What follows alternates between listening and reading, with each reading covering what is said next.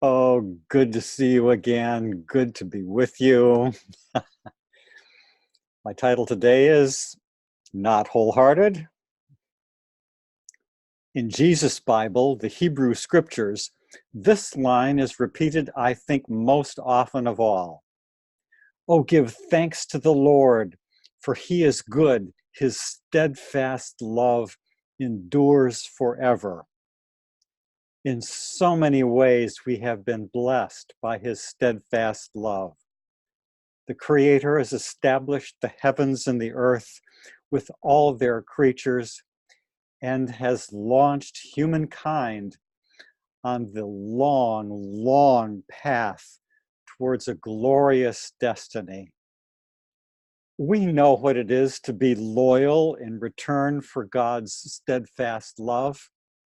From our first personal and wholehearted moral decision, we have known what it is to obey his will.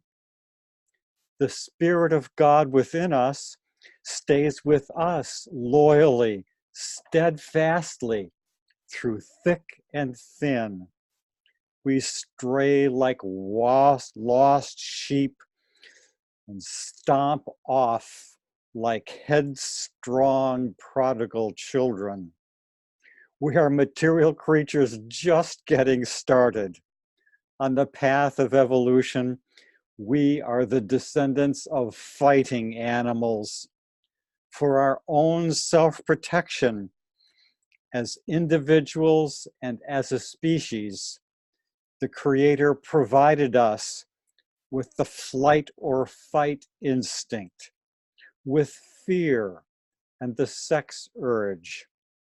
These tendencies of the human race may be expressed in ways that are evil, but the tendencies themselves are not sin.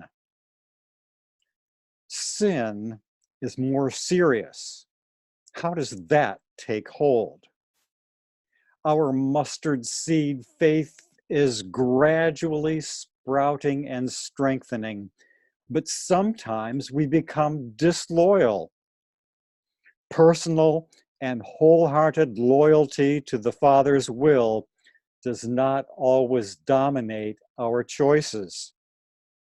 Our loyalty downgrades from wholehearted to partial and may go further, from partial to conflicted, from conflicted to dying, and from dying to dead. We know the divine will in a deep and intuitive way, but we allow ourselves to be indecisive, conflicted, indifferent. At our worst, we rebel. We assert what we regard as our right to do whatever we damn well please. At this point, it is obvious that sin has taken over.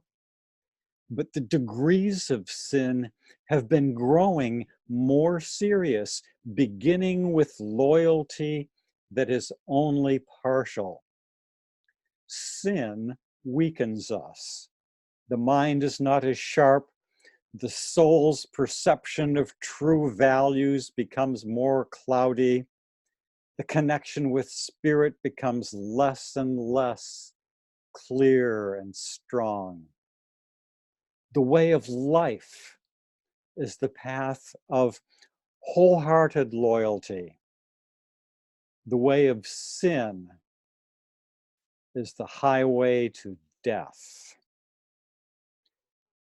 World ping pong champion Victor Barna said, "Points are won or lost in groups."